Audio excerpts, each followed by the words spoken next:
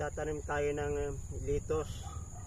Inilagay ko yung buto dito sa ganitong plastic, oh, para bago ilagay sa initan ay mahaba na yung kanyang ugat. Saka ito madaling tanggalin. Tingnan nyo, oh. At yung ugat naroon na, oh. Ibig sabihin matibay na ito sa init. Mayroon ng ugat dyan. At ating ilalagay.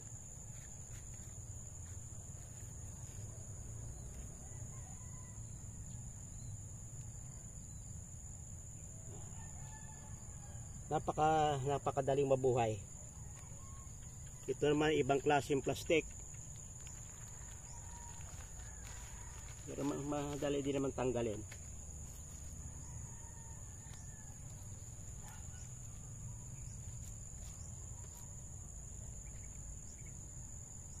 Ito yung ganitong gusto kong plastic, eh.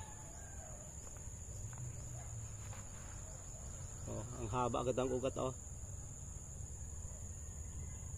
At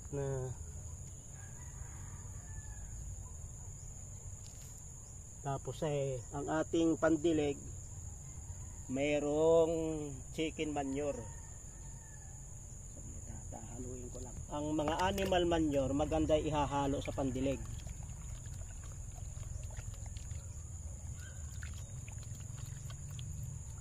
Itong ganitong timba, mga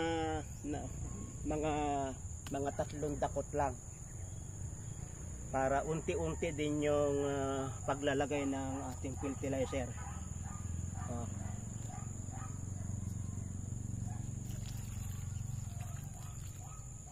Yung iba ay dinidilig muna bago ilagay, tapos didiligin uli. Okay din yun, sapagkat ito naman ay malalaki na yung ugat, hindi na masilang idilig. 2 weeks lang, napakalago na yan.